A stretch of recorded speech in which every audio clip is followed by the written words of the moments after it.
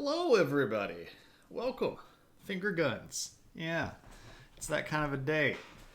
Sitting on the cushion all wrong. Stuff is problematic. Anyway, hello, everybody, and welcome to another adventure in history. I'm your host, a guy who's way too tired to be this young. How's everybody doing tonight? I hope that you all are well. It's been an interesting day to cap off an interesting week. And still got tomorrow. So, it's been a long one, but not a bad one. Some days, where you get really, really busy, and you look back at the end of the day and you go, what the heck did I even do? And then there are some days where you're super busy and you go, man, I kind of kicked today's butt. I'm kind of somewhere in the middle there. Tired driving a lot today. Had to take an older friend to a doctor, but hey, man, huge milkshake sounds like... I love milkshakes. I love milkshakes in a way that I probably can't describe accurately with words. They're just so freaking good. I love milkshakes. And I know that I'm kind of a weirdo, but I appreciate a really good vanilla milkshake. Just a vanilla milkshake. Now, I like other stuff too. Butterfinger. It's got some Butterfinger stuff in there. The Jamocha shake from Arby's. I can have a Jamocha and be super happy with it. I'm not kind of weird. Well, Tropical, I feel like there's a kinship across the distance of the interwebs that we have with us. I'm glad that we all have a place where we can feel home, right? And we can have our vanilla milkshakes, and no one will side eye us, right? I do too. I love vanilla, and I hate the fact that vanilla has become this synonymous term with basic, right? If we go back in historical times, vanilla as a spice was one of the most luxuriant spices that you could ever obtain, right?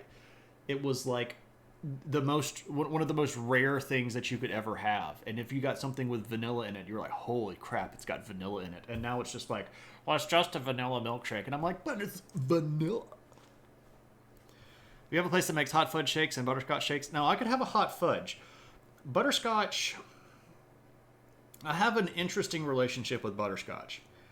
I like it, except the times that I don't like it. Moose. And sometimes the issue here is that it's just too much, and sometimes it's not enough. But let me say hey to everybody. Tropical, welcome. Vipers, welcome. I hope the house hunting is going well. And I'm really sorry that situation happened the way that it did. I don't want to belabor the point and drag it all back up again, but I was even thinking about that the other day. I hope things are going as well as possible for you, my friend. I really do. Arby's milkshake, yep. Hot fudge, yep. Vanilla extract is still pretty extensive, right? Green herring, it is. Also, good. Hello, how are you? I will admit that I only like buying the vanilla extract when I can get them 2 for 1 at the local grocery. I feel like I'm getting more of an actual equitable purchase there. And sometimes I've even been known to buy vanilla extract even if I don't need it, because I know that in like 2 months I'm going to need it, and I don't know if it's going to be on sale that long. And as long as you keep it sealed and safe, it'll keep for a while. So if you're wondering if there's a hoard of vanilla extract somewhere, it could be my cabinet. I'm just joking. I don't actually think we have any right now, so we probably should start getting some, because we are approaching Gluttony Month, which is basically the month between Thanksgiving and when Christmas is. It's kind of like Gluttony Month in the United States, where we eat way too much food and say that it's because of holidays, not because we just like eating way too much food. But you know how it goes. Okie dokie. So they are not. Oh no. There's no supply right now.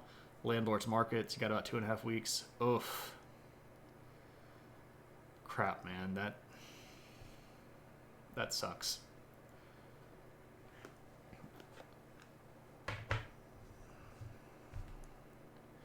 I would love to start throwing out potential ideas, but you're a smart individual, and I'm sure that you've already thought of them. Um, that sucks, man.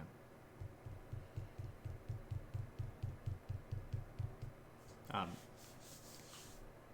I know it's not much, but let me know if I can help. I don't really have any connections in the Northern Irish world, but maybe if you just need to bounce ideas off of somebody, I don't know, man. I'm sorry. That sucks really bad. Yeah, I hear you. Hey, life happens and it doesn't wait for people to be ready, and you can't control things in the world. We always get to control how we react to situations, but we can't always control the situation. And there should be no feelings of negativity if that particular stuff is completely and utterly out of your control, right? Um, but again, I think you know this, and you don't want me yelling platitudes at you, so we can move on. Um, okay, so we're at Adventures in History. We're talking tonight about Tibet, and it's an interesting period of time for us tonight. Tibet is one of those empires that doesn't get a lot of love in the history books. There was this big movement to free Tibet back in, the time when I was growing up, and people know kind of about the Dalai Lama, and there are, red things that people wear for free Tibet, but beyond that, we don't typically get a lot of history about Tufan, which is the name of the Tibetan Empire. Um, and that's sad, because they're really cool. What up, Braveland? Good Nacht, because it's probably pretty late where you are, or pretty early. Good Morgen, perhaps, is better. Whichever is appropriate, I'll allow you to select. But good to see you. Hope you're having a good one.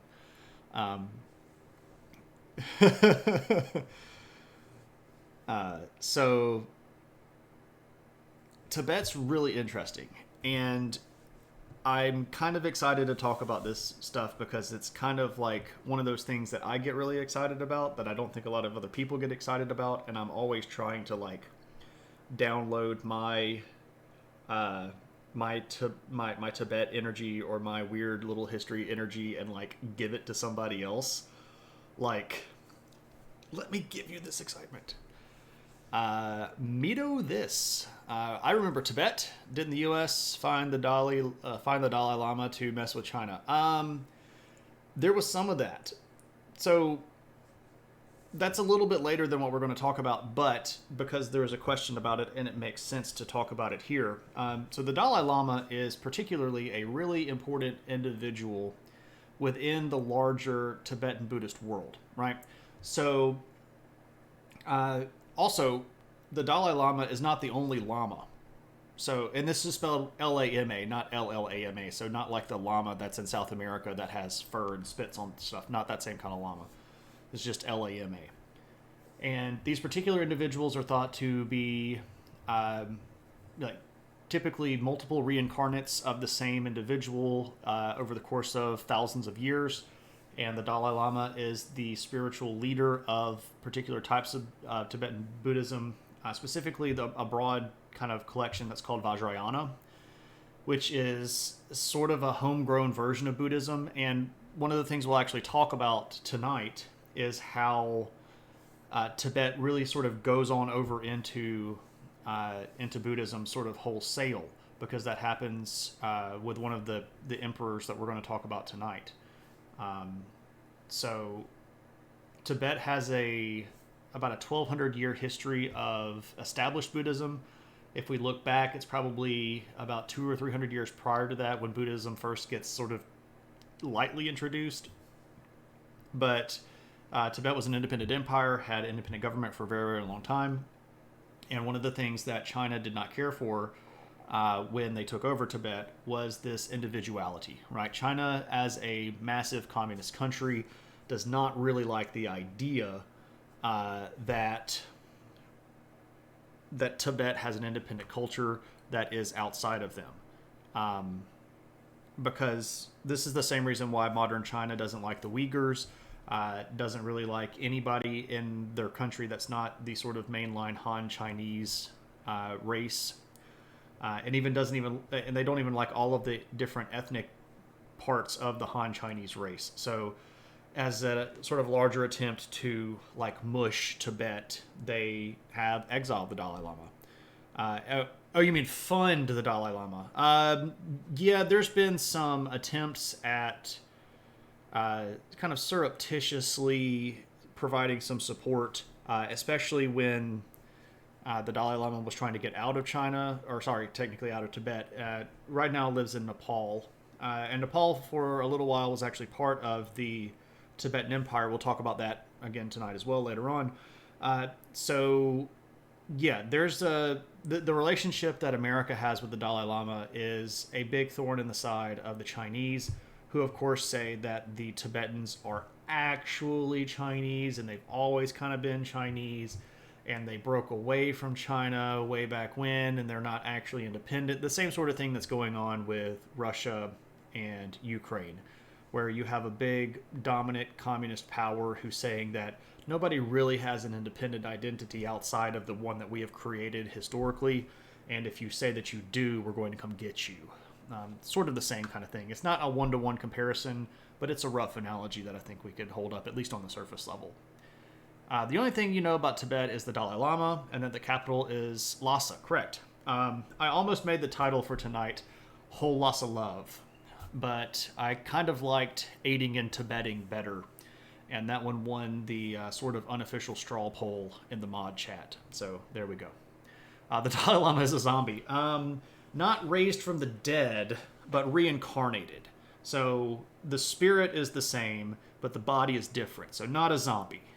Though we did watch Shaun of the Dead last night as a sort of post-Halloween wind-down, and I love that movie so. I really believe that it's one of my favorite zombie movies. And I know that's kind of a curse because it's not really like meant to be a zombie movie, but it also, like, the more you watch zombie movies, you see the little things that they picked up on. You can tell that, like, Edgar Wright knows zombie movies. So, yeah. You believe China already found the Panchen Lama, and they also kidnapped the Panchen Lama. The Dalai Lama identified creating their own to mess with the system. This is correct. So one of the Lama's jobs is to identify the Dalai Lama. This person's job is to go, now the Dalai Lama has died, I will now find their spirit, see which body it has reincarnated in. So there's some of that stuff going on. So Tibet, yeah, and Viper's already got there before I even said it. I'm so far behind in chat. I'm sorry, you all. Isn't religion and the common a big problem for the politicians there? Yes and no. Yes, if it's not one of the sort of like sanitized, sanctioned versions of religion. It is illegal for some religions to proselytize. For example, Christianity is not supposed to actively proselytize. They're not supposed to go out and get people to convert to Christianity. But it's technically one of the okay religions in China. But if we're being real, the only religion that China really wants you to have is the state. There's not really any other nice way to say that. It was marketed as the world's first rom-com. I'll take it. You went to school with a former Nepali royal? Oh, that's cool. He was a cousin to the royal family that got abolished. Oh, that's neato. So what do you think the chance of World War III is? I mean, right now, non-zero, but 23. I mean, that's not a bad guess. I would put it a little bit lower. I'd probably say like 10-15% right now. And also, we would have to look at the particular scenario that we're looking at. You know, are we looking at this being an issue with Like, are we going to go to a fight with China because of Taiwan, or is Russia going to use a nuke and that's going to set one off? Or is Russia going to do some other dumb thing? Or is North Korea going to shoot a missile and because of its guidance system being screwed up, it's going to accidentally land in the south? And is that going to start a war? I'm more, and that should give you one thing. Like, I am actually more worried about a North Korean missile screwing up and accidentally landing in South Korea and blowing some stuff up than I am actually of their military capacity. That should give you a measurement of what I think about North Korea. You don't want to think about World War III. That's fine. Higher likelihood of civil war here.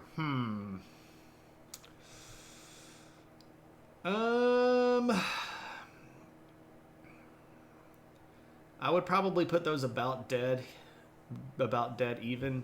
If we do have a civil war in the United States, it won't look like the last one. It'll be substantially different. It's not going to be states seceding from the Union.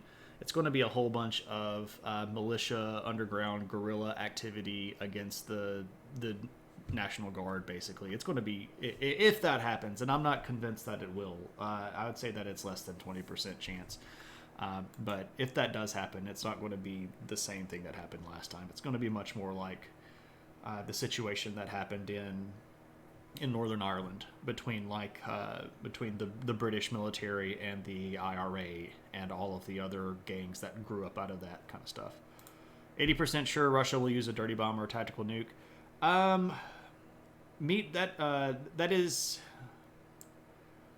That is a higher likelihood than the estimates right now from the people that I've talked with that have connections in Washington. The last time I checked with anybody that kind of like knows stuff, they were putting it at about 50-50. It might be a little bit higher because they're floating the whole Ukraine has a dirty bomb thing as a potential cover-up, but I don't know if I'd put it at 80%. I wouldn't be surprised, though. The problem with Putin is that you just never really know what this guy's going to do anymore, and he might have a bad day and someone insults his hairline and he goes and drops a dirty bomb in Kherson or something like that. American Civil War's threats are two dogs barking at each other behind a gate until someone opens the gate. That's fair. That's a fair analogy. What up, Nixolotl? Good to see you, my friend. Hope you're having a good one. You will see that Nixolotl has the artist badge in the chat here, and if I could type, I would give Nixolotl a shout out, because Nixolotl is a great artist that does really cool animations, including our loved head pat. Just escaped the daughter's room. Oh. Were you painting or just talking or just hanging out or? Raveland, I am somewhere between making it and okay. What up, Lumpy? How's it going, my friend? Everybody should go follow Lumpy, because Lumpy builds really cool stuff in Minecraft and is a really smart dude that will tell you wise things. So she's... Oh, I understand. Yeah. Yep. The children. So let's actually talk Tibet after I read this thing from Vipers. The threat of World War III is lower for me since Putin backed down his threats to cause global food crisis. Oh, the food thing was hilarious, by the way. Hilarious. Putin said, we're going to back out. We're not going to let food through. And then the UN was like, we're just going to keep sending food. And then Russia was like barking really mad for 2 days. And then when the UN just kept sending food through, Russia was like, we're going to rejoin this, but we're meaning business this time. It was hilarious, and I laughed at his ineptitude and his small ability at that moment.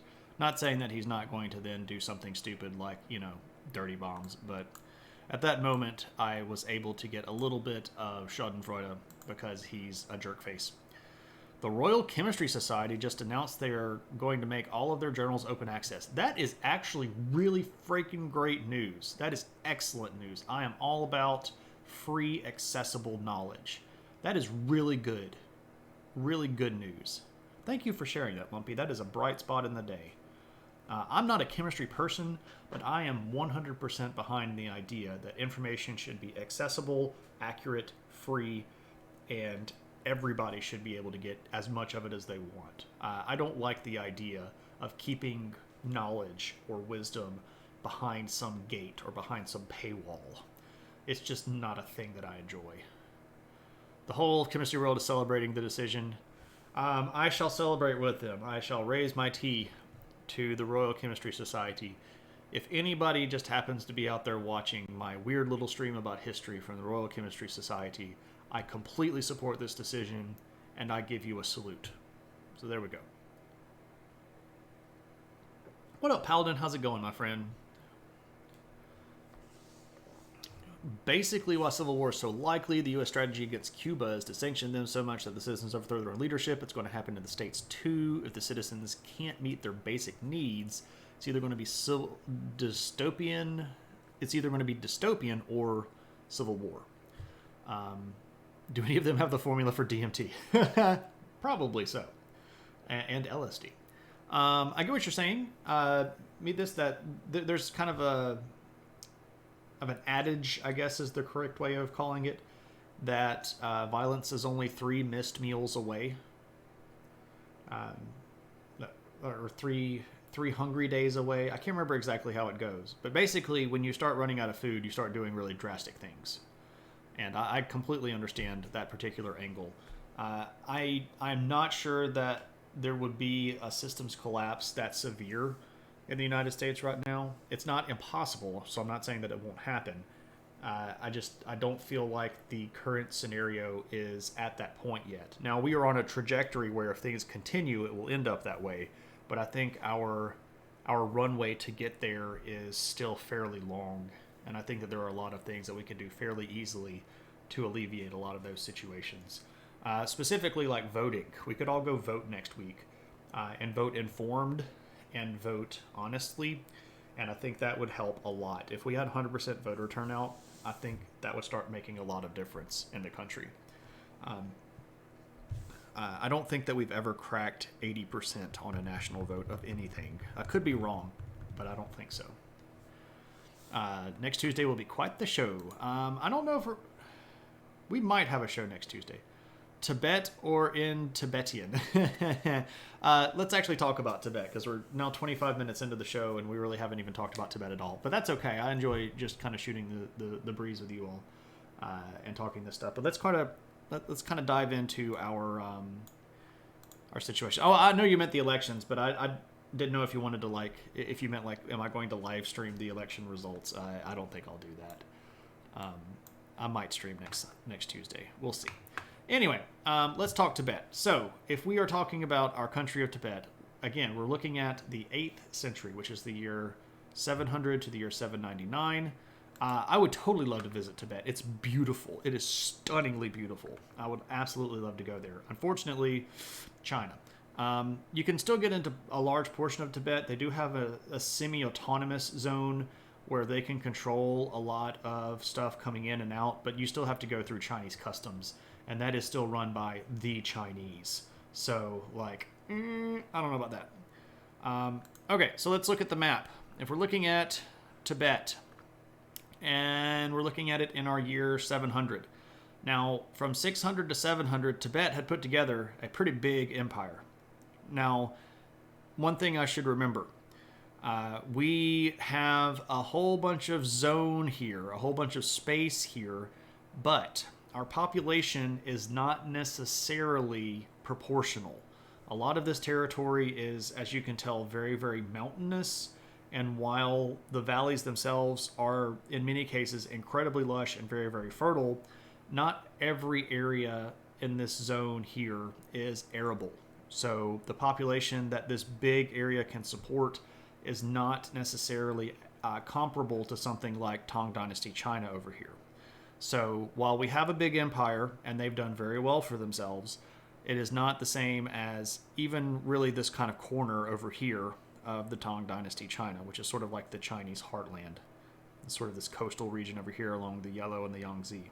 Right. So lots of land, lots of territory, pretty cool stuff.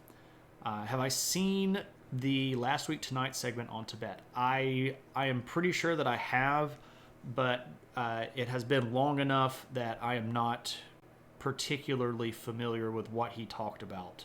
I do quite like the show. He does cherry pick stuff, or his writer staff do cherry pick things a bit much sometimes and don't necessarily explain things as nuanced as I would like for them to be. I don't think he's necessarily doing it maliciously, but I do think that in some situations he's doing it to make a particular point, and his argument is stronger because of it. So that does imply a little bit of crafting the narrative. I do think he's rather funny, and I do quite like the show, and I would rather the show be on the air than off the air. But I have to kind of take it with a grain of salt sometimes, because a lot of the stuff that he does is just good kind of fact delivery, but some of it is kind of slanted. And I can even tell sometimes where he's launching into a slant because he sort of has some tells. And that kind of grates a little bit. But I think he's funny and I like the show. I would tell people that want to know about the news, watch the show and then go look some stuff up on your own. Use it as a launching point to learn more about stuff. Okay, so we got a big chunk of Empire. Things are going all right. Who's doing what and what's doing when, right? Okay, so at this particular point, at the beginning, we have a king. Where are my notes? Here we go.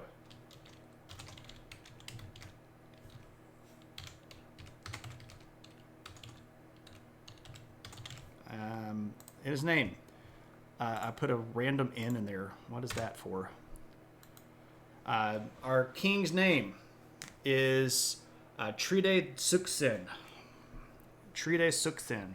Now, this guy is going to be emperor from 705 to 755. And that's a pretty big honkin' reign, right? That's 50 years of ruling. And that's going to be a lot of time to do a lot of cool stuff. Now, what does he do with all of that time? Well, that's a great question, and, we're here to kind of talk about that. While I nitpick about the fact that my notes are not quite centered, because I am so OCD it hurts sometimes. A little bit more. There we go. Because OCD is me. Tride Suksen takes over when he's 1 year old. So clearly, he's not really going to be in charge. Who is in charge? Well, his grandmother is for a long time. His grandmother's name is Kri Malad. And she was the former empress, and then the mother of the emperor, and now she's the grandmother of the emperor.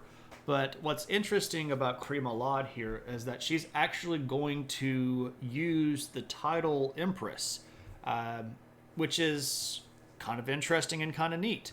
Yeah, Granny runs the show, right? So what are we doing at this time? What is Tibet up to? Well, quite a bit of stuff actually here. First off, as we saw on the map here, China is a big old country and they're right next to Tibet, and they have like 2.5, 3 sides of Tibet surrounded. And the empire that's running running China at this point is the Tang Dynasty.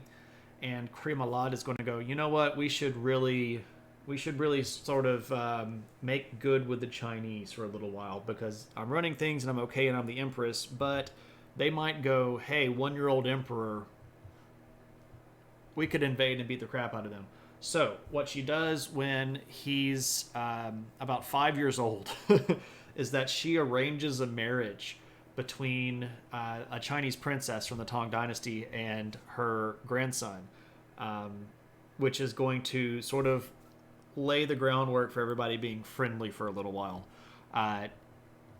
He's going to grow up a little bit more, but his grandmother dies in 712. At this point, he's 8 years old. So what do you do when Empress Grandma dies and you're an 8-year-old kid trying to run the country? Yeah, it's like what do you do?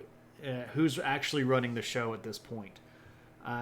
It doesn't appear that there was like one really big regent, but what it looks like, and this is all kind of speculation, you hide in the closet, right? You pick your boogers and eat them, or you build a pillow fort, right? You order a bunch of Legos. If only Martin Scorsese were around, right? We just make oh, Tibetan child emperors. Yeah, so what it seems, and a comfortable guess here is that um, there was a sort of a committee of nobles and generals in the army that sort of acted a as an advisory council in an official sense, but they were sort of the power that ran the country. And one of the strongest evidence, or one of the strongest pieces of evidence of this, is actually something that happens when Tride Tsuksen dies. But we'll get there in just a little bit, and then I'll refer back to this moment sort of as a bookmark. But it looks like for the next several years or so, how should I address? Is it Meto this, or is it Meet Otis? I'm not sure. Or is it me? Tell me how I should address Meet Otis. I don't know how to say it. Oh yeah. I've seen 7 Years in Tibet. It's a pretty good movie. But as Meet here indicated, yeah, he was basically just a figurehead until he was a teenager, and some of the nobles and some of the generals just kind of made the decisions and were like, "Hey, what about this?" And he's like, "Okay, just meet us." Sounds great. Sounds great. Thank you. I always try to call people what they want to be called. So we got some cool stuff going on here after that, though. Specifically, it does appear that there were some early challenges. There's a brother that was in the picture that had tried to take over the throne, and that didn't go so great. There's some evidence that there may have been either low-level coups that were attempted, or maybe some of these counselors tried to get a little bit big for their britches, and the rest of them kind of had to beat down the other ones. But it looks like the early situation here was actually pretty okay for this kid. Otherwise, he would have been dead, right? Because it's not so hard to kill an 8-year-old, right? Just want to be called lumpy just to confuse things. Oh, that's great. That's great. But what we end up here seeing is a really interesting development, and it's going to take us a little bit outside of the Tibetan zone, specifically up here into this larger region right around here. This sort of steppe region here in Central Asia, right around the areas that are kind of modern day. So part of this is China, clearly, but like Kazakhstan right around in here. And there are a group of people in this area that were called the Turgesh. The Turgesh.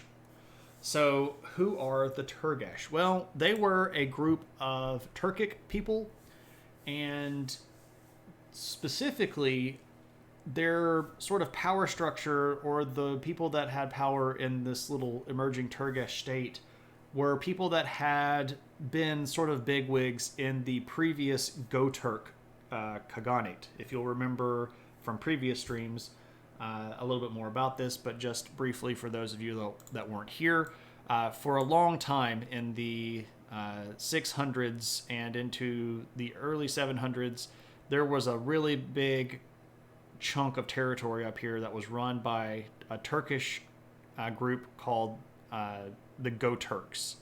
And in the late 500s, early 600s, they kind of split, and you have a Western Göturk Khaganate and an Eastern Göturk Khaganate. When the West fell early, the East sort of got absorbed into China. But the Turkish people over here are going to come out and be called Turgesh. Now, Turgesh clearly sounds a lot like Turkish, and they were Turkic as a larger group. They spoke a Turkic language. The Turgesh were pretty cool. Let me show you a map of their territory here. Ba-ba. And this has been moved. Yeah, everything is just falling apart. So the white outline here is our Turgesh territory. So you can see the Caspian Sea. You can see the this region right here, once again, that we've referred to many times as the Tarim Basin, sort of this flat space here around these mountains. We see Bactria, we see Sogdia and Persia's down here, China's over here. All right, so this is the Turgesh territory. Now, they are going to initially basically just be anti-China. And they don't really care too much about the Chinese. But what is interesting here is that the Turgesh also began to run afoul of the Umayyads. Now, the Umayyads were a group of Muslims who had expanded into this region in the 600s and collapsed the Sassanid Persian Empire, and the Umayyads, and then later the Abbasids, and we'll talk about that maybe next week or the week after. The Muslim forces really wanted to take this sort of Central Asian zone. And the Turgesh are going to find themselves stuck between a very powerful China over here and a rising Muslim force over here. And what they end up doing is they find themselves a nice friend in Tibet. Tibet was sort of against the Muslim expansion into this zone because Tibet wanted to project its power. Tibet also, while at this point being on nominal good terms with China, would really like China to go take a hike.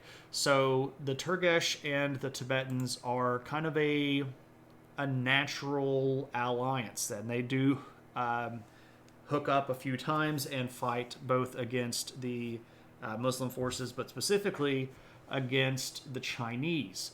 Now, what they both sort of wanted was to break the Chinese hold of this zone right here. So if we look at what territory the Chinese had, you can see this big chunk out here that's projecting. Now, the Turgesh are going to claim this territory here for themselves, but this zone right around in here that China definitely holds on to is between Tibet and the Turgesh. And what they would both love to do is take this and kind of split it between the two of them, because that zone is going to be really friggin' cool for trade, because these are lots of the good old-fashioned Silk Road cities, right? There's evidence that the CIA tried to help the Dalai Lama's brother overthrow the country. He wasn't listening to the U.S. government. Oh, that's interesting. I was unaware. I would not be surprised that the CIA did basically anything, though. You could tell me that the CIA had, I don't know, tried to hang people upside down by their toes to see if they could get taller. I would probably believe you. CIA's done a lot of weird stuff. They tried to kill Fidel Castro with a bomb that looked like a seashell because they knew that he liked doing snorkeling. But the people that were making the bomb didn't do very good research, and they made the shell shaped like something from the Pacific Ocean. And Fidel Castro looked at it and goes, well, that ain't supposed to be here, and he swam in the other direction. Like, the CIA is weird. They also tried to kill him by poisoning the steering wheel of his cars, and they neglected to realize that he wore driving gloves. So, what do you think about Musk buying Twitter? The same thing that I think about anybody buying anything. It's a free company that's bought and sold publicly. Anybody with enough money can buy it. Do I think that he's going to fix it? No. Do I think that it's going to be substantially different? Yeah. Does that mean it's going to be better or worse? Who knows? I'll be really honest and say that I think that Elon Musk is a charlatan. He's basically the world's best hype man, and he only really hypes himself. And he's not the idea man that everybody thinks that he is. So that is the name of the place of the assassination. Maybe so. I missed it. I missed the joke if that was a joke. Oh, I'm sorry. I missed a whole topic up here. They assassinated some left-wing youngsters in Puerto Rico. Huge case. Look under Cerro Maravilla in Google. Huh. Cerro Maravilla. I'll have to put that in a tab. You all tell me the coolest stuff. I hope you all know that I appreciate you all teaching me too, right? Cerro Maravilla murder. Okay, I can't read that right now. Other things.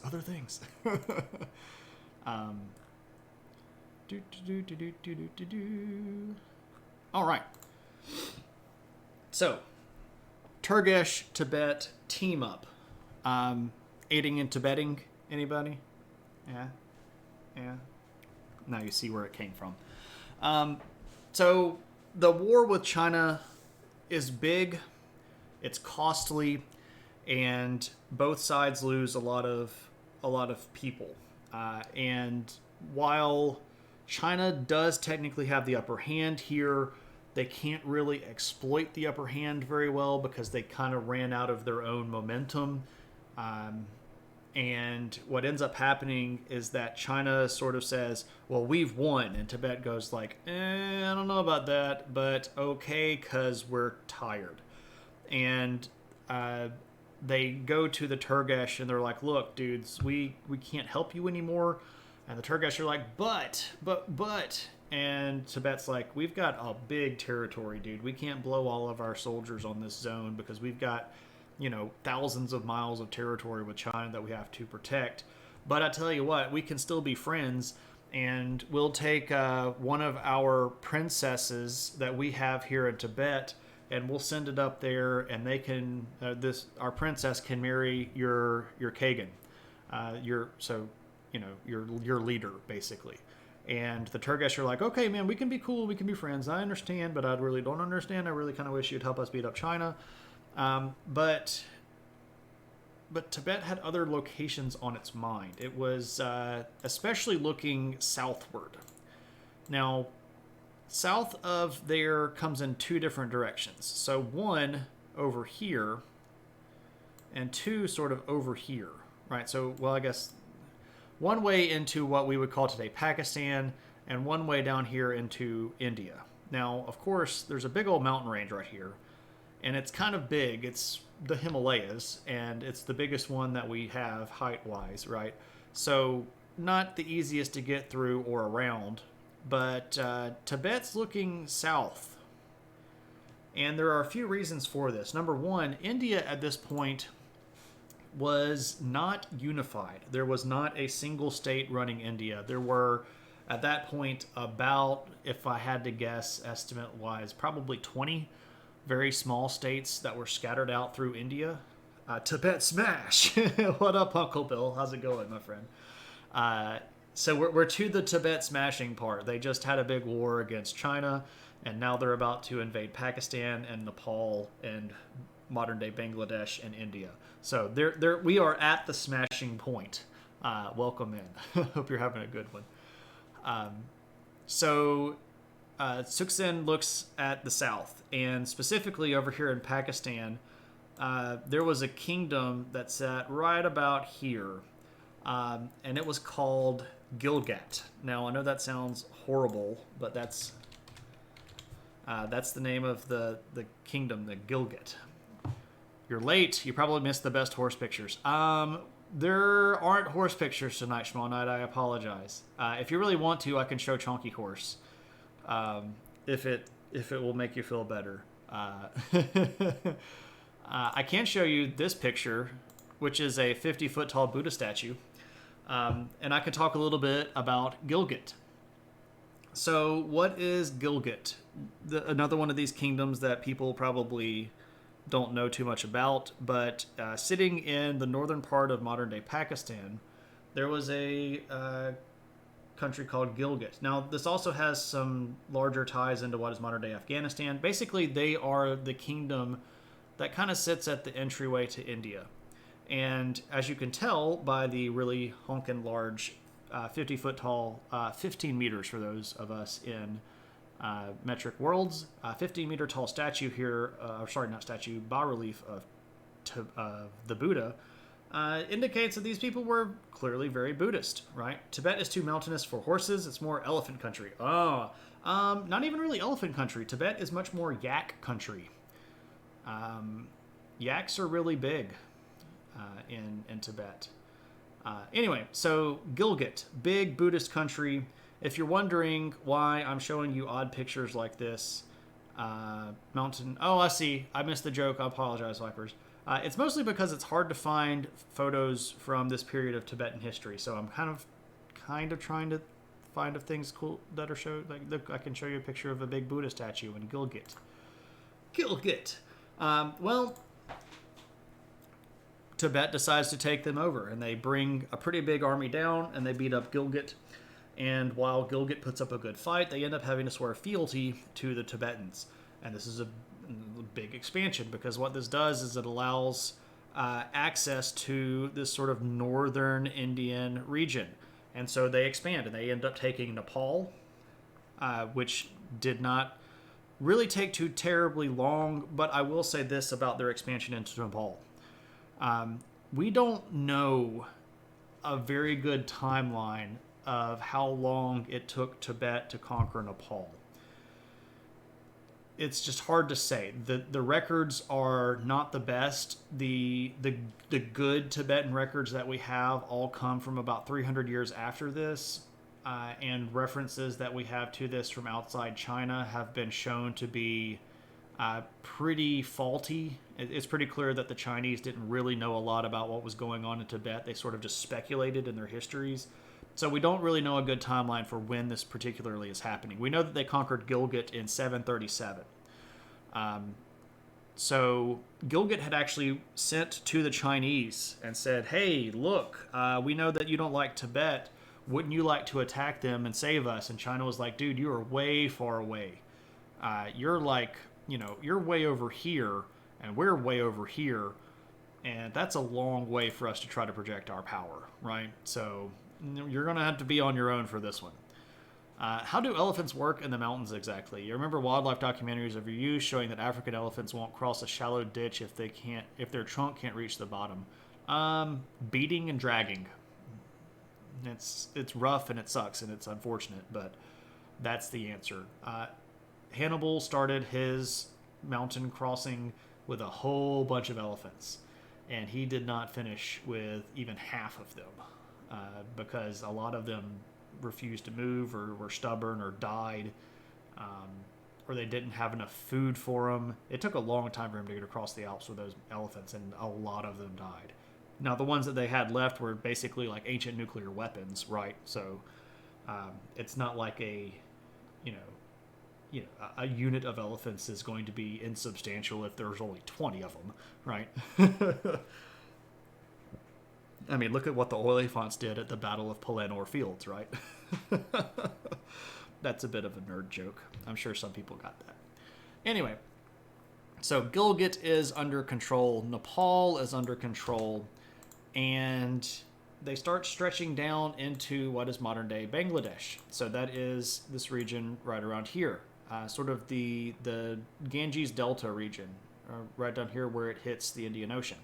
And at that point, Tibet is going to have a big chunk of territory. So, all of this stuff right here in the Tibetan Plateau, some stuff here in northern India, in northern Pakistan, through here in northern India, down here into Bangladesh. The pretty big empire. So things are kind of heating up.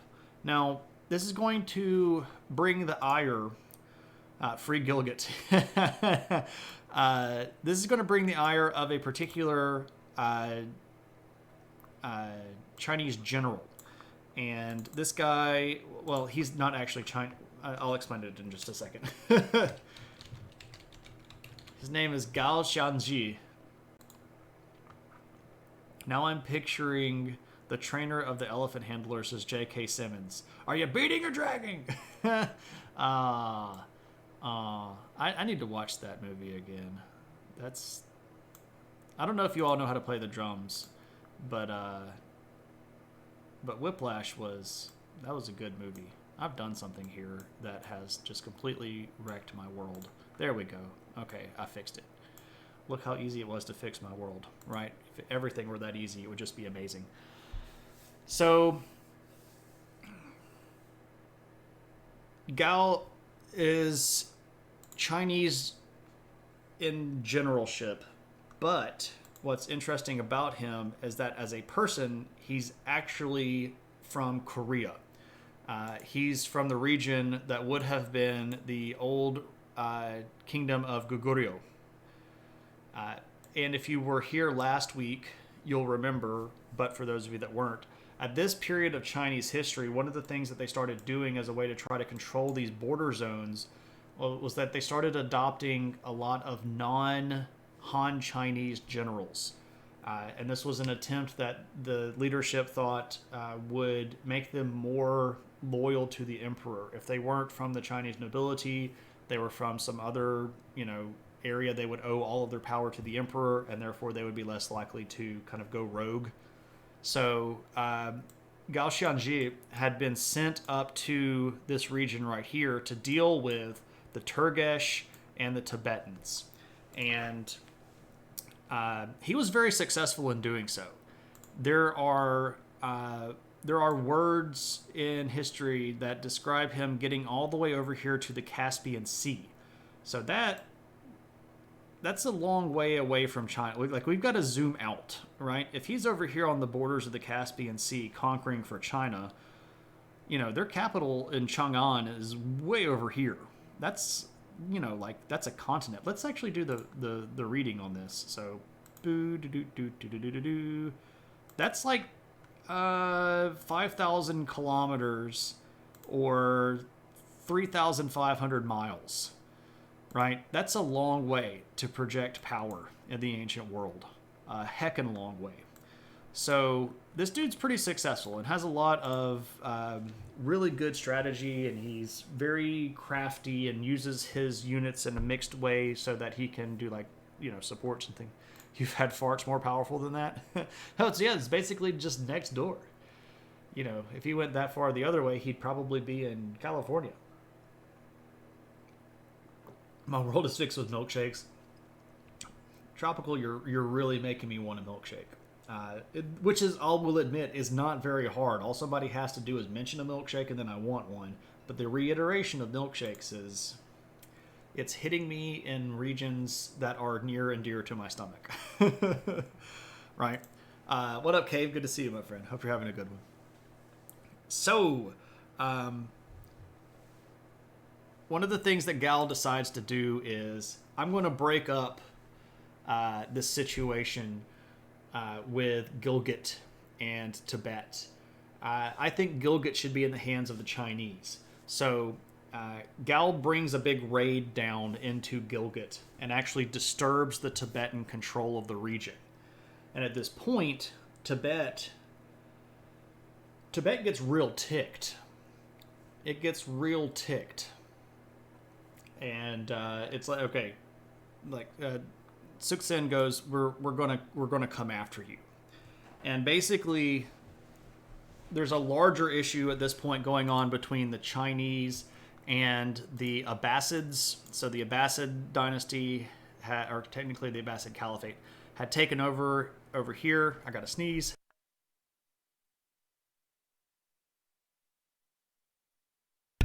Sorry. The Abbasids had taken over and were fighting with the Chinese over here. And in the moment of instability, Tibet goes, okay, we're going to put together a dream team. We've got Tibet. And we go, okay, cool. Tibet, are you ready? Good, you're going. They go, hey, Turgesh, remember our alliance? And the Turgesh are like, thank you. We've been getting our butts kicked. And they're like, good, you're going. Abbasids, what do you think? And the Abbasids are like, you don't mess with us. We're not going to mess with you, but we all hate China. And they're like, good, come on. And there's a big old fight. This is a giant battle. This is kind of one of these clutch battles in history that nobody really talks about. But it's a place called Talas, and it's in 751. And it's this combined force that's kind of being led by Tibet against Gao. And China loses big. Not giant battle robots. If it were giant battle robots, everybody would know about it, and there would be models of the giant robots on my wall behind me, right? reaches for a bottle of lactose pills. I'm ready. Where's my milkshake? Is this where Gundam comes from? No, this is not where Gundam comes from. My milkshakes bring all the historians to the yard. I would actually like to get all the historians together. Maybe I could shake some of them out of their stupor and make them realize that history needs help from other fields, and they shouldn't be all ivory tower jerkwads, because that's how history dies. But that's just me being a new wave hippie progressive, right? Or whatever it is. Blah, blah, blah. So Cixin leads this big alliance against the Chinese at the Battle of Talas. They win in 751. China loses big old time. And Tibet, oh man, Tibet's going to gain a big chunk of territory right here. And this is the good times for Tibet. This is officially like their golden age. I've been to Shane's home, can confirm he lives in an ivory tower. I do live on top of a hill, and I do have white shutters and white trim on the house, but that's about as and I am very, very pasty white myself, but not an ivory tower, not an ivory tower. I don't know where I'm going with this. I'm tired, my friends. Okay, what's up with Tride? Tride's doing pretty good here, but he's getting kind of old, right? Well, I mean, kind of old for a ruler. I guess he's only 55. And he does some stuff that makes some people upset. First off, some people are not really particularly happy with making China this angry. Because they had been pretty good with China for a long time. And even though they won a big old chunk of territory, some people were like, we're getting way too big to hold, right?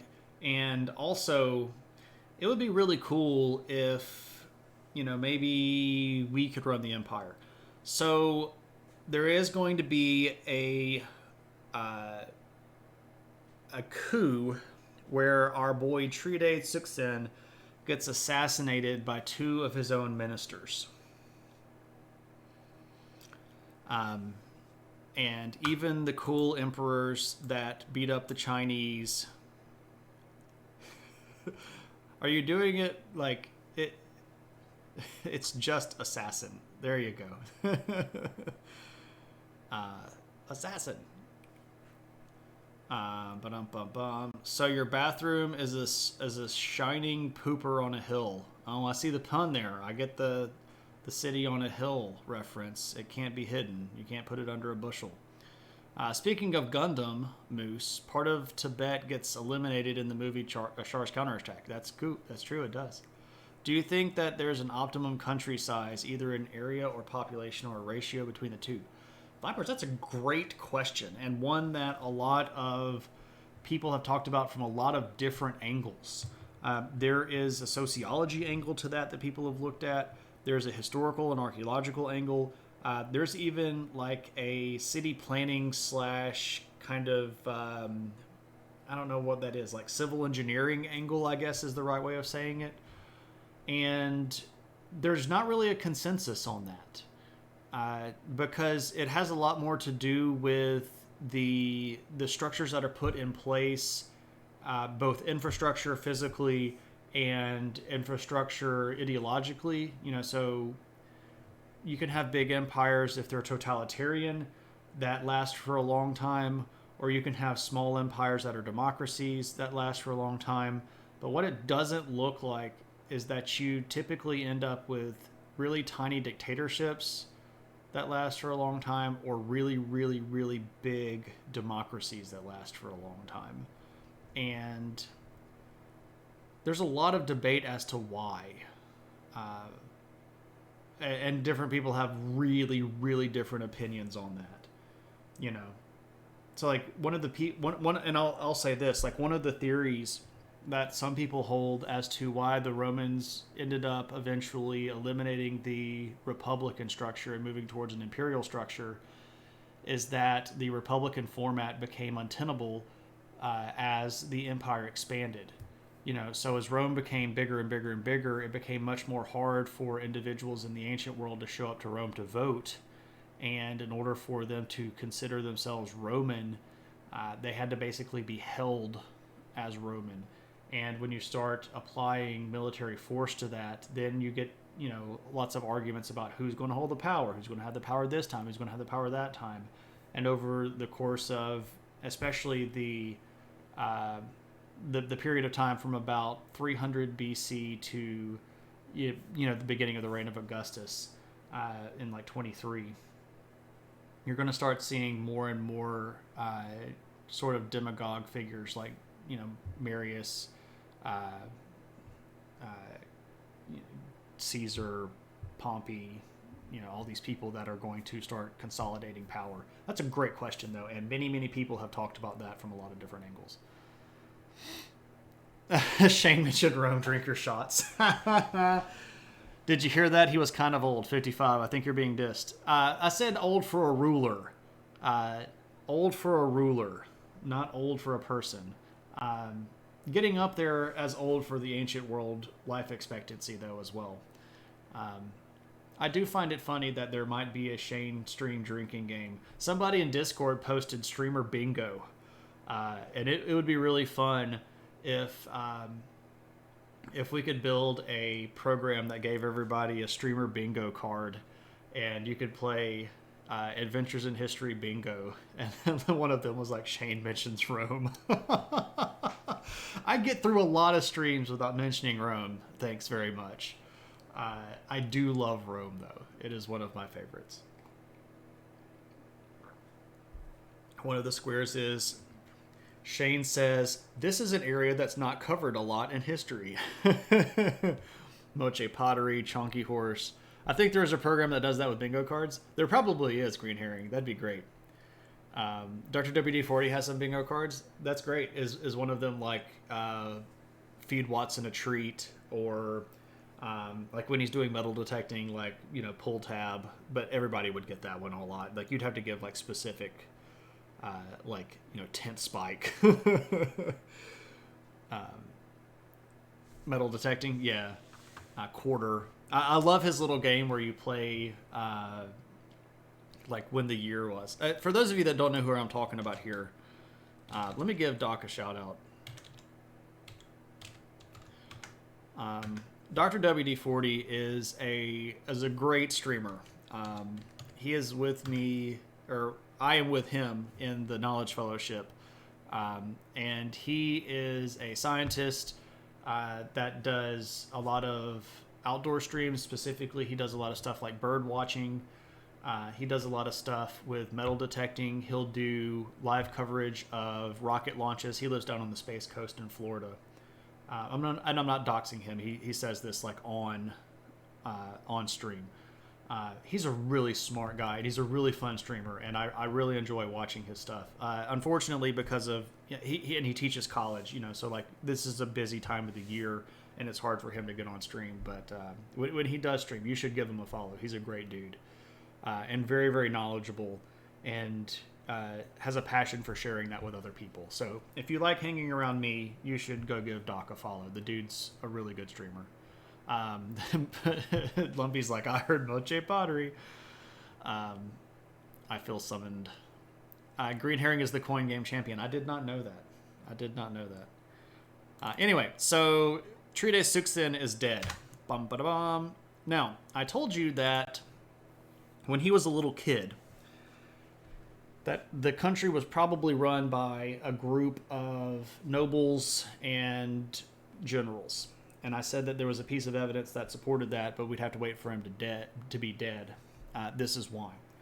When he died, there were a group of nobles that said, okay, we're going to hunt down the assassins. So they hunted down the assassins and they killed them. And they attempted a coup, but they put the coup down, like they stabilized the country. And then for about a year, there wasn't an emperor. The country just ran. Which is not necessarily that uncommon in the ancient world. There are periods of time where you get interregnums that last maybe a year, 6 months, or something like that. It's not uncommon. but it really only works if your country is set up really well. And this kind of gets back to the question that Vipers was asking, like, is there a size that matters? But in a country like Tibet that was very, very big, they had to have some good infrastructure and a fairly centralized government that was on good operating terms with itself, right? So there weren't a lot of people trying to kill each other to take the throne. And what ends up happening is they actually do put Tride Suksin's son on the throne. And his name is Trisong Detsen. Trisong Detsen. And he rules from 756 to 797. So another long-ruled individual. Why is that so far down in that? Let's move you up to the top. Boom. There we go. Trisong Detsen. You were the first one to reach 500 points, which I declared to be my win condition. That's fair. If you're around that long, you get to make your own win condition. I agree with that. Here he is, and you're like, oh, look, it's a picture of a ruler for the first time in this entire stream. Yeah, this guy's actually a pretty big deal.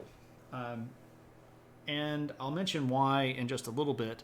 But let's kind of establish who he is. Oh, yeah, he's super fancy. All about the fancy. There's a reason for that. He took over when he was 13.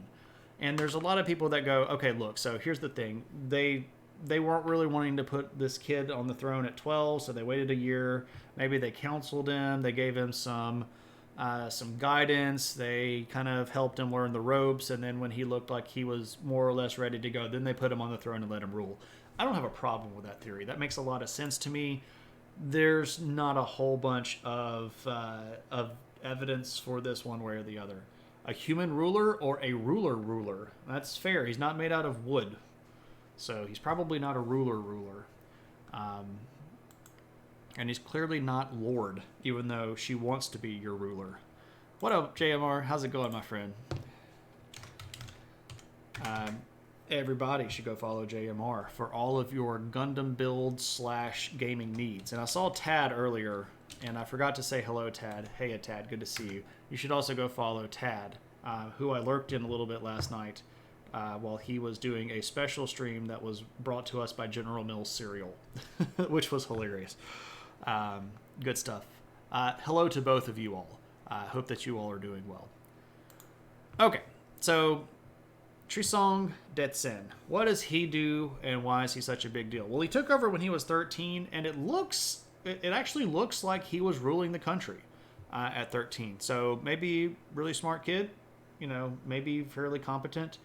Got to watch his dad do some stuff before his dad died, kind of on the ball. And this is going to be pretty evident by the fact that when he takes over, he immediately starts running the country, and there's a bunch of expansion that goes under his control. China at this point had entered a really bad state. There was this big thing called the An Lushan Rebellion, which is one of the most deadly wars in human history that, if you have your bingo card, that we don't talk about that much in history. An Lushan Rebellion was really, really dramatic. It killed low estimates, maybe 10 million, high estimates, maybe 36 million people. Probably somewhere 12, 13, 14 maybe. That's my guess, but I'm not an expert. Lots of people, probably more than World War I. Probably not as much as World War II. But this is a rebellion in China, and it wiped a whole bunch of people out. So China was doing badly. So much so that the emperor had to get run out of the capital. And who do they reach to for help? They go over to Tibet, and they're like, hey, Tibet, we know that you all are not really our friends, but kind of like at least okay with us, but like not necessarily very okay with us. But here's the deal. We really would like for you to help us get back our capital city. And Tibet's like, okay, here's the deal. If you give us this province on the border, we'll help you out. And China was like, don't like that very much. And Tibet's like, okay, cool. Best of luck with your rebellion. So China ends up giving them this province. And then it's like, well, they're really weak. So how about we just, just take more of it, because they can't really stop us from taking more of it. And Trisong Detsen is going to just start beating the poop out of them. Now, one of the things that's really cool here is they end up making a treaty with China, and for the first time in the Tibet/China relationship, Tibet has the upper hand. And so Tibet gets to dictate the terms of the treaty here. And this is like a big deal. So much of a big deal that they make themselves a big old pillar for it. Let me guess, they take it back later? No? Yeah. So this is in Lhasa, which is the capital of Tibet. And this is referred to as the Jol Pillar. Big old honkin' pillar. And on this, if we look at the surface, it has the terms of the treaty. And it's written both in the language of Tibet and Chinese. And this is like Tibet's going to rule all this territory, and China's going to suck it up and be on the losing end of this particular treaty. And this is a big deal for the Tibetans, because they had never really been in the driver's seat when it came to their decisions with China. Big old deal. And this is in 783. So that treaty was written in stone. Absolutely. Yeah, they were they were going to make sure that everybody got a chance to read this. All 15 people that were literate in the city. I don't know how many people were literate. Tibetan literacy was probably slightly higher than average in the ancient world, but that might mean they're at 15% instead of 10%. Ancient world literacy, not common. Let me remind everybody. We live in a world of dramatically altered statistics when it comes to reading. So, Trisong Detsen, big deal. When Russia finally gives up Ukraine, they should take notes. I agree. It would be really funny to make Putin sign a treaty and then literally carve it in stone and stick it on the border where the Russians could see it. I would be completely behind that idea. I should probably stop talking about that. Now, what else? Down in India. We're going to take some more land down in India. We're going to get big old chunk of land in the Ganges. We're going to conquer some more stuff down there. Be big old boys. Then they run into the Abbasids. And the Abbasids are... they're big and they're powerful. And the Tibetans decide, you know what? Maybe we don't need to go any further into Central Asia. So specifically we're talking kind of this region right here. In broad terms, it's called Transoxiana because there's the Oxus River that runs right basically through here.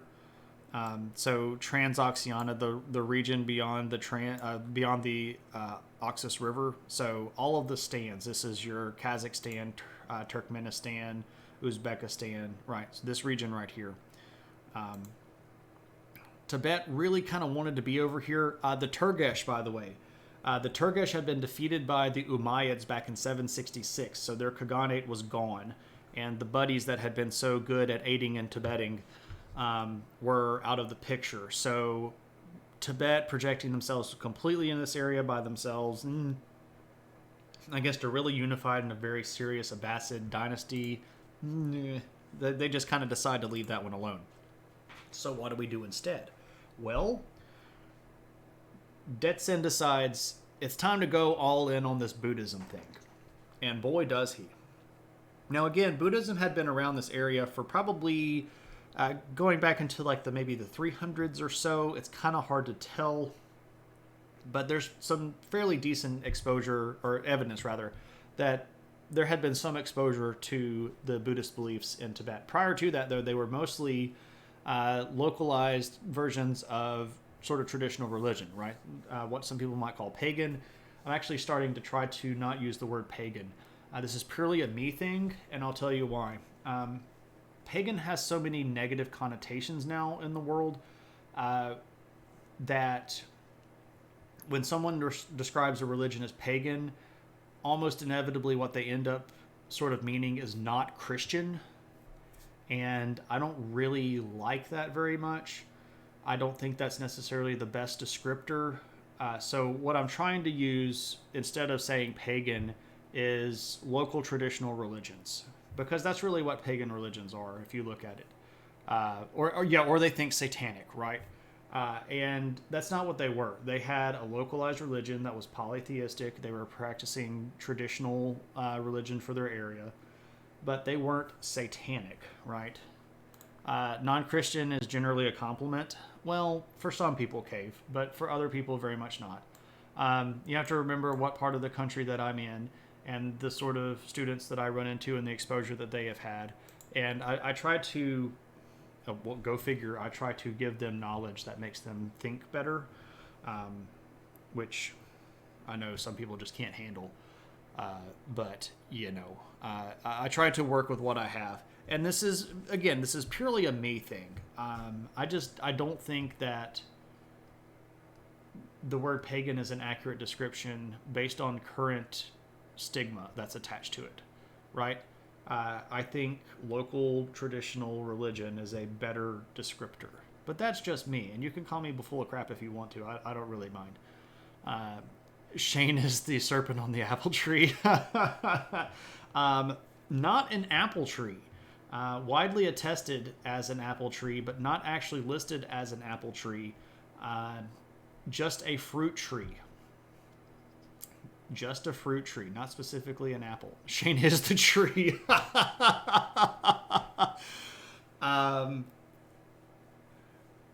Do I have time? Okay, so let's chase a rabbit for just a second. There is a particular tiny little splinter group of Christianity that believes in a really badly reasoned translation of the Old Testament or the Tanakh, depending on which version. Well, they're Christian, so they would call it the Old Testament, and they think that this is so confusing to explain. But I actually had to research this because you know who I am, and I hear about stuff, and then I have to go down a 2-hour long rabbit hole of reading stuff.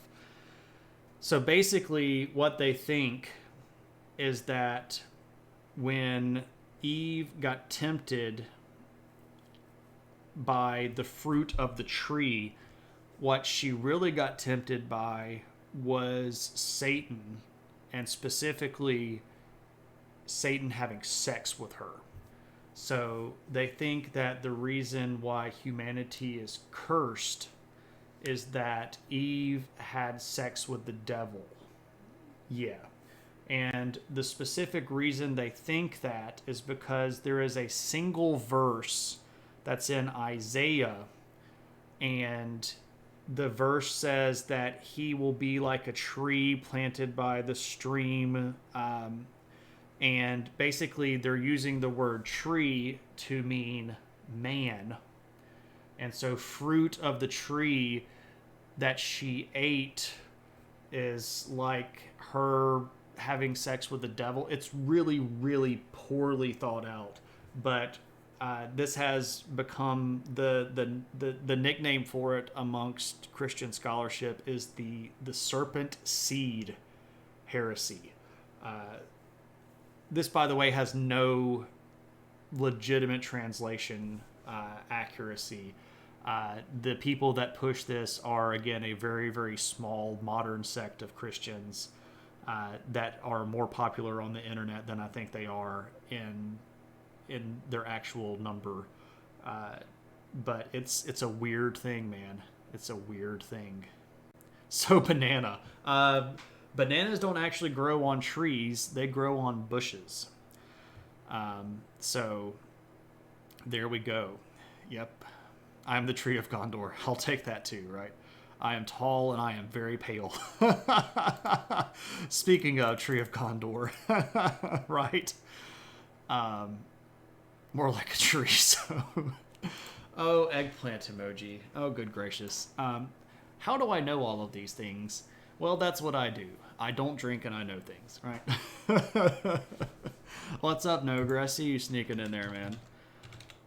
Everybody go follow Nogre because he's incredibly intelligent and he makes me think better. Anyway, so our boy here, Trisong Detsen, decides we're going to go be Buddhist and we're going to be real old good Buddhists and we're going to go full on Buddhist. And what he does, we're going to start bringing in teachers from India because now we have a whole bunch of access to India itself. We've conquered more territory down there. We've got access to holy places that are in India. We're going to bring Buddhist teachers up into our world. And what do these Buddhist teachers do? Well, they start teaching people about Buddhism. And our boy Detsen decides to get all on board. And he is credited as being the first officializer, so the person that basically made Buddhism the official religion of Tibet. And for that, this is why he has the fancy images like this, because he's remembered as sort of like the patron of Buddhism in Tibet. And this is where a lot of the individual sort of Tibetan flavors or dialects, not dialects, not the word, denominations of Buddhism start showing up. And as a complement to that, well, you've got to build cool stuff, right? If you're going to go all in on, you know, the Buddhist stuff, you got to go full out. So what are you going to do? Well, you build stuff like this. This is what's called the Great Stupa. And this is at a place called, the name of it is Buddhanath. And this is in Kathmandu, in modern-day Nepal. And this is the Great Stupa. And this is something that he builds as a testament to his newfound Buddhism. It is pretty great looking. I think it's pretty friggin' cool. I'd love to go see this. And he completes this around towards the end of his reign. And dedicates it and has a whole bunch of cool stuff going on there. Really friggin' cool. I'd love to go see this. Now, as we know, not everybody gets to live forever. The little eyes. Yeah, that's pretty cool. And they're on the other side, too. Little eyes that are looking out at you. Right? Buddha is watching you. You better be nice. I like Buddhist architecture, too. And what's really neat about this is you can see influences from a lot of different places that are sort of built into this. So in a certain way, this is very much reminiscent of existing Buddhist like pillars and temples with the the pagoda thing up here. But the dome here and these levels actually look a lot like Muslim architecture. And by this point, there had been a substantial amount of contact between the Tibetans and, did I say Buddhist? I meant Muslim. I apologize. Like these look like kind of like a Muslim design here. And they would have had access to big mosques because they were already doing trade in that area. So I can't say for 100% certain that this has influences from all over the place. But me just looking at it with my very untrained eye, here's some stuff. You are leaving work now. Holy moly, Tuna. That's late, isn't it? Yeah, that's a late work day, man. You like big mosques and you cannot lie? That's fair. I'd love to go see some I've seen some pretty big mosques. I've seen one of the biggest ones, I guess one of the biggest ones outside of Saudi Arabia. I've been to the Blue Mosque. And technically now Hagia Sophia is a mosque. But man, I'd love to go to Mecca and Medina. That would be really friggin' cool. There's some great history in that area. I don't think it would be a problem for me to go to Mecca. I really don't. Um, Even though I've said some pretty horrible things about the Saudis, um, I don't think they probably monitor my social media enough to know about that. I don't think I'd have a problem getting in. But it would be weird. I would not want to go alone. About half an hour late than my normal late shift. That stinks, Tuna. I'm sorry about that, man. But safe drive home. We're actually about to kind of wrap up here ourselves. Now, Trisong Detsen lives a long time, rules a long time, does a bunch of cool stuff, builds cool things, and then, well, he dies. Because that's what happens. So, who takes over? Well, his eldest son takes over, rules for very, very brief time, and then dies. So he's out. His second son takes over, rules for a very, very brief time, and then gets poisoned by his own mother. Which is kind of a bad way to go. His third son can't actually take over the throne because he had been exiled down into India. And you go, well, why was he exiled? Because he murdered people, specifically some nobles and ministers within the court that he didn't like. So he got sort of stripped of his titles and sent away into exile. But luckily, Detsen had 4 sons. And his 4th son is actually going to take over in the year 800. And his name is Tride Songtsen. So, there you go. And he rules from 800 to 815. But that's sort of the cutoff. I wanted to give you his name so that we could end with actually a ruler instead of a dead kid, an exiled kid. You actually want to have a ruler before we go, right? But that is Tibet. I hope that this was interesting stuff and that you got some exposure to some things that you didn't know about. I apologize for not having very many pictures, but I can show you a couple of things. So by the end of our territory, or end of our period here, this is what we have under Tibetan rule. It's a big old chunk of territory. A big old chunk. It stretches all the way over here into Central Asia. It comes all the way over here to the Tarim Basin. And you can see here that they had started taking these regions of China. They had taken this away from China. They controlled this territory down here, especially Pataliputra, which was a really big city and had been for a very, very, very long time. One of the more important government centers of many ancient Indian kingdoms. But a big old chunk of territory. Now, and basically just as another thing to show, here's a yak. And I literally searched for cute yak just because I felt like I needed to show something cute. So this came up and it wasn't under cute yak, it was under fluffy yak. So I feel like fluffy yak is okay, but this is still pretty cute when it comes to a yak. So this is actually a Tibetan yak. I made sure that I was looking at Tibetan yaks. It is very fluffy, I agree. So here we go. Here's you a cute fluffy. Was there a tree day weekend? You're getting you a yak sweater. That's kind of cool. It's both cute and fluffy. I dig it. They actually do make quite a bit of stuff out of yak fur. They make yarn and wool and stuff like that out of it. So, it's a cute little yak. So there you go. There's a yak for you. As a way to wrap up. And it's also kind of a chunky yak. So, I don't know. I'm trying to get the chunky horse vibe going. Chunky yak maybe is a rough stand-in if we can't have chunky horse.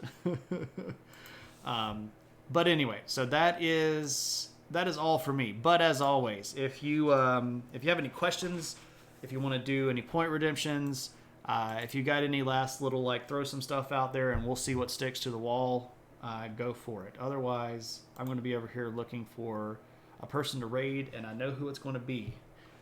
if this person is still streaming when we wrap up. But, as always, we'll see. Adventure, indeed. Anybody got anything else? I don't mind. You have a Lego question. You have Lego suggestions. As in, I should get these Lego kits and build them on stream. I wouldn't mind building a Lego kit on stream. That would actually be kind of cool. What is your Lego suggestion, Tropical? What's in the news? What are you paying close attention to? Well, I could say Ukraine, and that would be accurate because I check on Ukraine now about 2 or 3 times a day. And there actually has been some fairly big developments today. So let's, since you specifically said what am I paying close attention to, let me talk Ukraine for just a second. Now, if I'm going to put on modern borders, and we're going to zoom in on Ukraine, make this north eyes. Now, one of the big areas, so this river right here, before we zoom in too much, is called the Dnipro River. And it is a really important river. There are multiple hydroelectric dams on this river.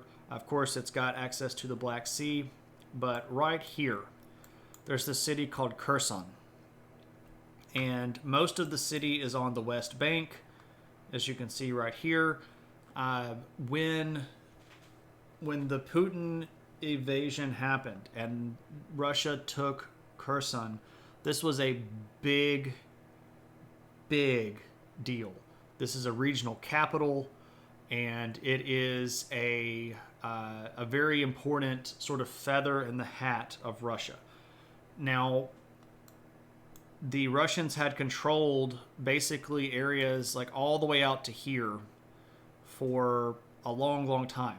The counterattack, the counteroffensive that the Ukrainians have launched has gotten them all the way to basically the sort of the suburbs out here of Kherson. And this is kind of hard to explain, but when the Ukrainians are doing big... I'm getting there, Moose. I'm just trying to set up the picture the right way. When the Ukrainians are doing big movements and when they're planning big things, in the past few months, they have basically gone radio silent about stuff. So, like when the big counteroffensive that happened a few weeks ago started, they had gone really quiet about what they were doing. And then sort of out of nowhere, we get this big counterattack offensive. The information that is coming out of Kherson right now is all about what the Russians are doing. And we're not getting a lot of specific notifications about what the Ukrainians are doing. And we're kind of in the fog of war right now, but it looks like the Ukrainians have taken most of the outskirts of the city and are maybe even in parts of the city because the Russians have been doing several things. And this is sad, but it's true. One of the things that they have been doing is forced depopulations, where they are rounding up everyday citizens from Kherson and moving them across the river to the east. They're also stealing anything of value from the city. And this gets down to stuff like radio broadcast transmitter towers and like antennae and stuff like that. And what they can't steal, they're breaking. And today, the sort of regional general guy that Russia put in charge of Kherson said that they are probably going to basically give the city up. Now, when Russia says, oh, we're going to retreat from the city and we're going to give it up, what that probably means is they're being pushed out, right? Because they don't want to admit that they're losing, They're going to say like, oh, the city is in such bad shape that it's not really worth living in. The people want to leave anyway, so look at them leaving, and they'll show these videos of forced depopulations, and they'll say, look at the people leaving Kherson because it's a crap hole and nobody wants to live there. But what I feel like is actually happening is that the Ukrainians are pushing them really, really hard, and they can't hold on to it. We're being visited by a puppy. What's on the puppy news? So I think this is a pretty big deal. You want to come and see me? Huh? Come here. Come here. Come on. Oh, yes. Here's the puppy. It's the puppy. Hello. What are you up to?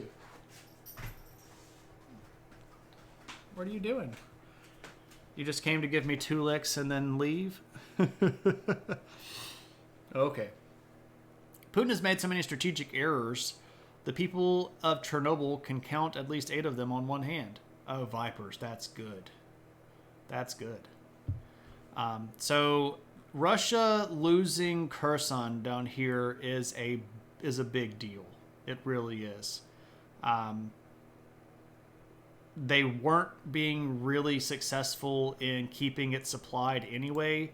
When the bridge that goes to Crimea got targeted a few weeks ago, that was one of the main routes of supply for their forward base here on the other side of the Dnipro, and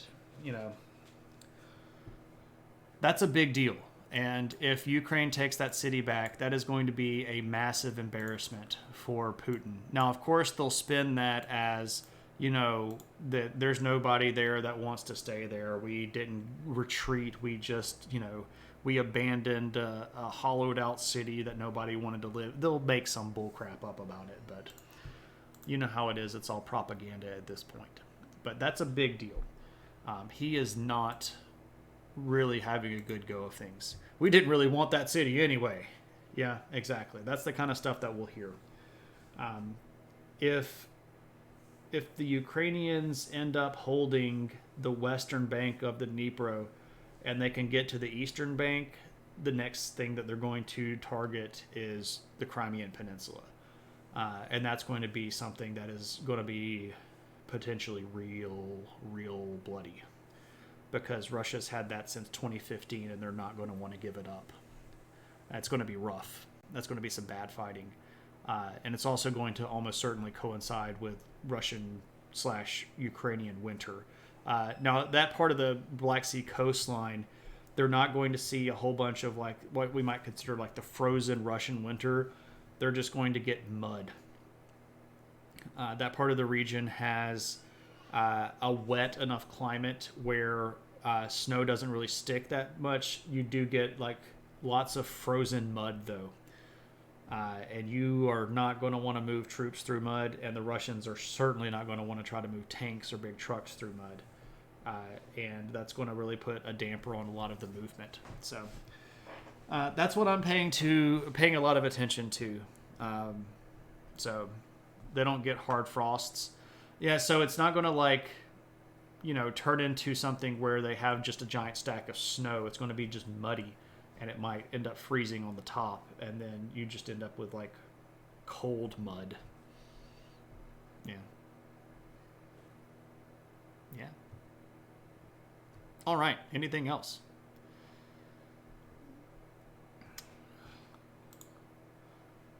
I'm here looking at Cerro Maravilla. I'm going to read that a little bit when we sign off. All right. I do actually have tacos. I do have tacos. I'm going to eat tacos tomorrow night. There you go, Vipers.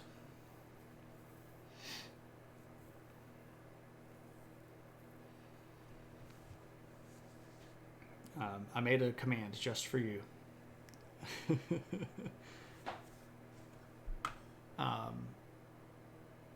All right. So I think it's time for us to raid. And we are going to go raid a rare figure that we don't get to raid that often because he's been very busy with local theater, and he has been busy with doing family stuff, which I'm not guilting him for. You know, love your life, do your things. But the Walterverse is streaming. The Walterverse is a game and variety streamer. This guy is about as entertaining as they get when it comes. And he's got a very high production quality stream, and it's good stuff. So we're going to go say hello to the Walterverse. Show him some love when we get there. Yell adventure. Put some adventure hats in the chat. And we'll go share some love for Walterverse, who has shaved off all of his facial hair. Wow, he's a naked faced Walterverse. That's great. Vipers. I don't know what I'm going to do about that. But that show. All right. The next time that you'll see me for certain is next Thursday. There's a chance, as always, that I'll do some Gundam streaming. Probably will not be Saturday. If I do Gundam streaming, it will probably be Sunday. Father-in-law's birthday is on the weekend. Great dude, so I'm going to go hang out with him and do his birthday thing on Saturday. Sunday, maybe some Gundam stuff. And then Thursday next, I haven't completely figured out where they're going to do Umayyad Caliphate, or we might do a Southeast Asia / India check-in and see what's going on. I don't know, but we're going to go see Walterverse now. Take care of yourselves. I love you all. Thank you all so much for hanging out. You really do make my day better. And I really do appreciate you spending time with me. So take it easy. Until next time.